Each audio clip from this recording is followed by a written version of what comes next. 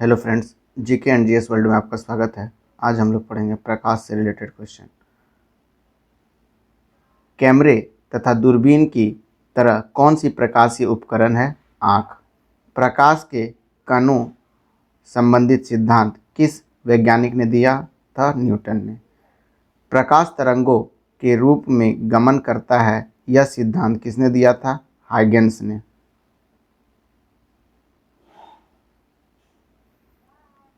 Huygens के प्रकाश तरंग सिद्धांत की पुष्टि किन वैज्ञानिकों ने दी? यंग और फॉल्कट ने। प्रकाश ऊर्जा के छोटे छोटे बंडलों के रूप में चलता है। इन बंडलों को फोटॉन कहा जाता है। किसने कहा था? आइंस्टाइन ने। आइंस्टाइन के प्रकाश सिद्धांत की पुष्टि 1921 में किसके द्वारा की गई है? तो कॉम्पटन के द्वारा। प्रकाश के प्रकृति स्रोत कौन से हैं? तो सूर्य, तारों, अंतरिक्ष के अन्य प्रकाश।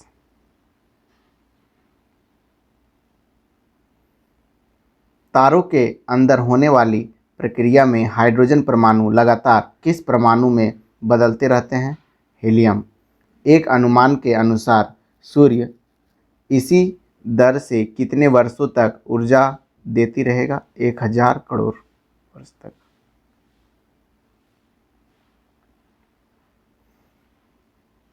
उल्कापात या टूटा हुआ तारा जब वायुमंडल से गुजरता है तो किस कारण गर्म होकर प्रकाश देता है? घर्षण।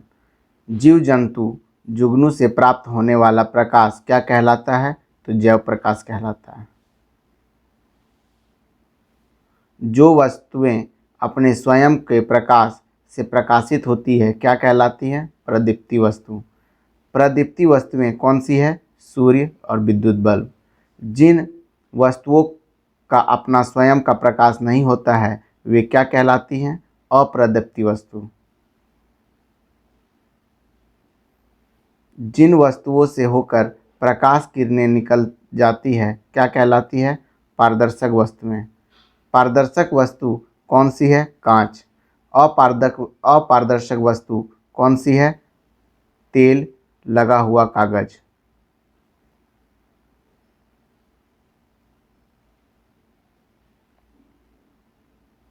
अपारदर्शक वस्तु कौन सी है?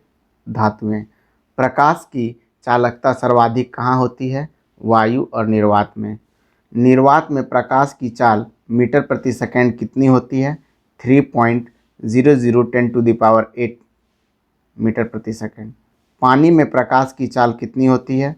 तो पानी में प्रकाश की चाल 2.25 मीटर प्रति सेकंड। कांच में प्रकाश की चाल मीटर प्रति सेकंड कितनी होती है? तो 2.0 मीटर प्रति सेकंड। तारपीन के तेल में प्रकाश की चाल मीटर प्रति सेकंड कितनी होती है? तो 2.04 मीटर सेकंड।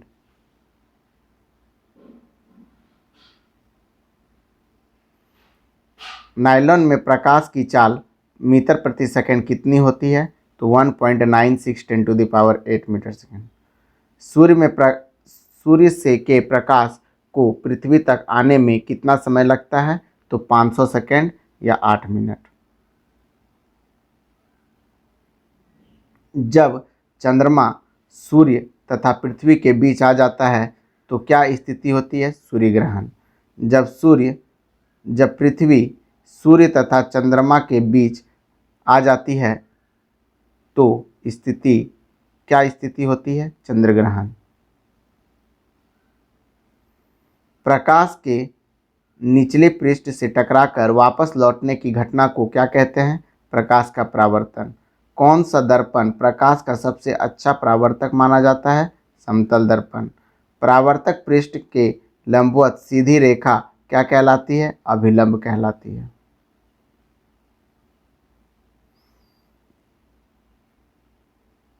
जो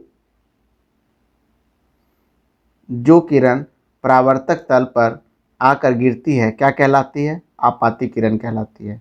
जो किरण परावर्तक के पश्चात आपस वापस उसी माध्यम में लौट जाती है क्या कहलाती है? परावर्तित किरण।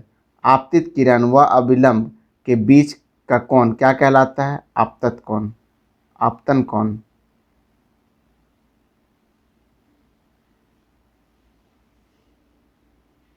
अभिलंब व परावर्तित किरण के बीच का कोण क्या कहलाता है? परावर्तन कोण। एक माध्यम से दूसरे माध्यम में प्रवेश करते समय प्रकाश की किरण का अपने पथ से थोड़ा मुड़ जाना कैसी घटना है? प्रकाश का अपवर्तन।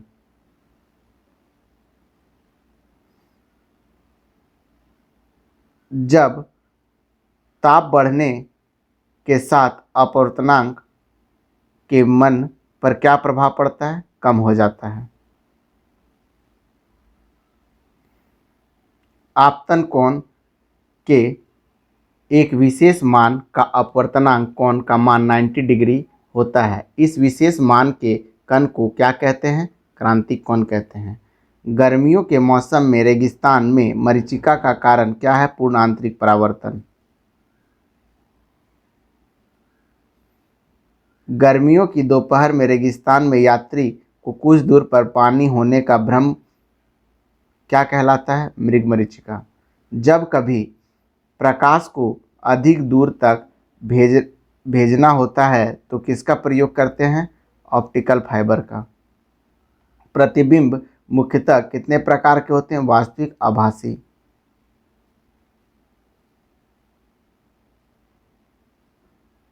वस्तु के प्रतिबिंब की लंबाई तथा उस वस्तु की लंबाई का अनुपात प्रतिबिंब क्या कहलाता है?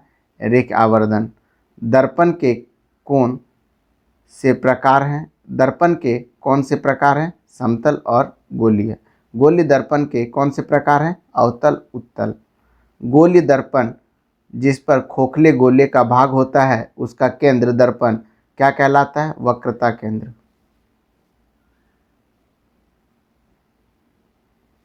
दर्पण के परावर्तित तल के मध्य बिंदु को क्या कहते हैं? दर्पण ध्रुव। दर्पण पर स्थित किसी बिंदु व वक्रता केंद्र के बीच की दूरी उस दर्पण की क्या कहलाती है? वक्रता त्रिज्या। दर्पण के ध्रुव व वक्रता केंद्र से गुजरने वाली रेखा को क्या कहते हैं? तो दर्पण या मुख्य अक्ष।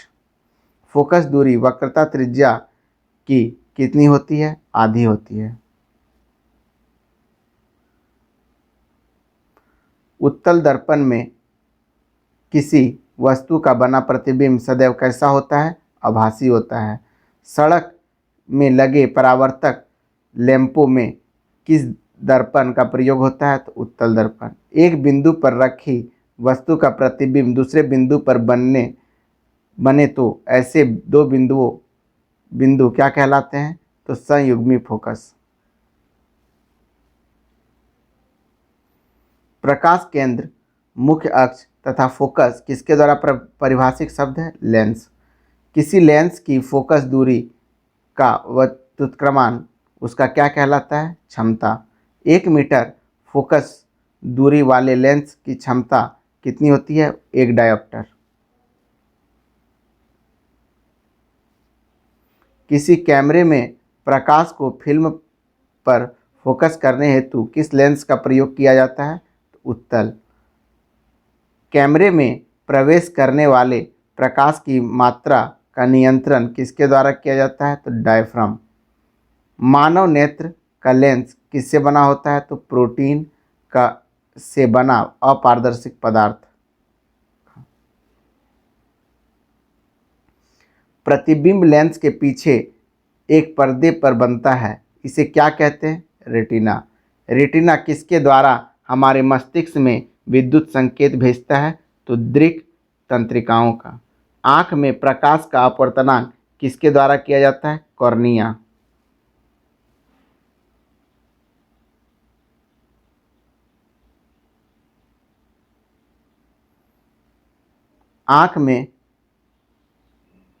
आँख की पुतली का आकार किसके द्वारा नियंत्रित किया जाता है?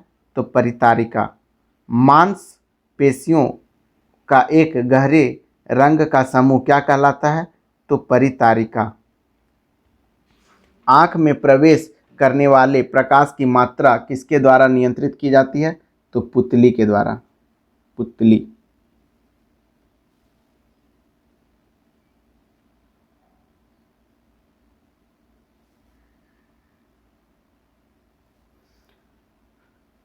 कॉर्निया तथा पुतली में से होते हुए प्रकाश किस पर पड़ता है? लेंस पर। लेंस प्रकाश को किस पर फोकस कर देता है? रेटिना पर। रेटिना का प्रतिबिंब अस्थायी न होकर कितने समय में लुप्त हो जाता है? तो 1/20 सेकेंड में। लेंस की फोकस दूरी में परिवर्तन होने के गुण को क्या कहते हैं? तो सामंजस्य क्षमता। पुस्तक को सुविधापूर्वक पढ़ने हेतु उसे आंख से कितनी दूरी पर रखना चाहिए? 25 सेंटीमीटर। दूर स्थित वस्तु स्पष्ट न दिखे कौन सा दृष्टि दोष होता है? तो निकट दृष्टि दोष या मायोपिया। निकट की वस्तुएं स्पष्ट न दिखना कैसा दृष्टि दोष है? तो दूरदृष्टि दोष, जिसको हाइपरमेट्रोपिया कहते हैं। आंख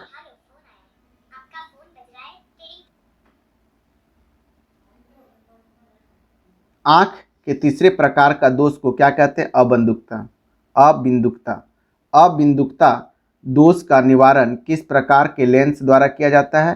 तो बेलनाकार। सूक्ष्मदर्शी में लगे लेंस को क्या कहते हैं? तो आवर्धक लेंस कहते हैं। सरल सूक्ष्मदर्शी से हम वस्तुओं के आकार को कितना गुना करके देख सकते हैं? तो 10 गुना। संयुक्त सूक्ष्मदर्शी में कितने उत्तल लेंस होते हैं? तो 2। संयुक्त सूक्ष्मदर्शी में लगे 2 उत्तल लेंस क्या कहलाते हैं? तो अभिदृश्यक व नेत्रका। खून, बलगम आदि की जांच किससे की जाती है? तो संयुक्त सूक्ष्मदर्शी से।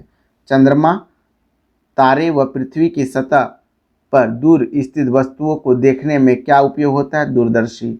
बैगनी, जामुनी, नीला, हरा, पीला, नारंगी तथा लाल रंगों का समूह किस शब्द से दर्शाता है? तो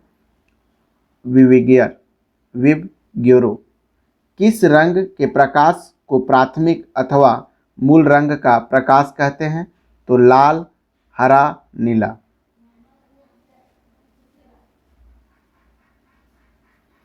लाल और नीला रंग मिलाकर कैसा रंग बनता है? तो बैगनी।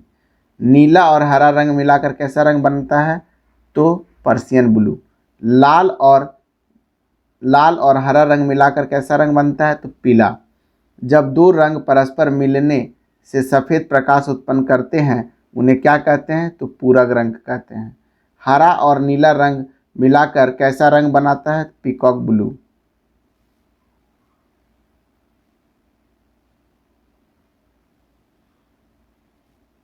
हरा और मैजेंटा, लाल और पीकॉक ब्लू, नीला और पीला अलग अलग मिलाकर कैसा रंग बन सकता है? तो सफ़ेद। रंगीन टेलीविज़न में किन प्राथमिक रंगों का प्रयोग किया जाता है? तो लाल, हरा, नीला। किसी गुलाब के फूल को सफ़ेद प्रकाश में देखने पर इसकी पंखुड़ियाँ व पत्तियाँ क्रमशः दिखेगी लाल और हरी। यदि गुलाब का फूल हरे प्रकाश में देखा जाए तो उसकी पत्तियाँ व पंखुड़ियाँ कैसी दिखेगी? तो हरी और काली। यदि गुलाब का फूल पीले प्रकाश में देखा जाए तो उसकी पंखुड़ियाँ व पत्तियाँ कैसे दिखेगी? काली। श्वेत प्रकाश से लेंस द्वारा किसी वस्तु का बनने वाला प्रतिबिंब कैसा दिखाई देता है? रंगीन व स्पष्ट। लेंस द्वारा उत्पन्न प्रतिबिंब के दोष को क्या कहते हैं? तो वर्ण विपथन। हमारी आँख की रेटिना में कौन सी कोशिका होती है? शंकु तथा छड़नुमा। शंकु तथा छड़नुमा।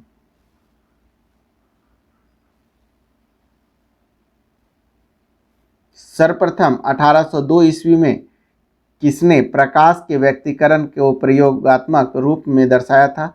थॉमस यंग ने। प्रकाश तरंगों के व्यक्तीकरण का सिद्धांत किसकी पुष्टि करता है? तो तरंग प्रकृति की। प्रकाश का अपवर्तन किस पर निर्भर करता है? तो अवरोध के आकार पर। माध्यम के कणों द्वारा प्रकाश का सभी दिशाओं में होने वाला प्रसरण क्या कहलाता है? प्रकाश का प्रकीर्णन।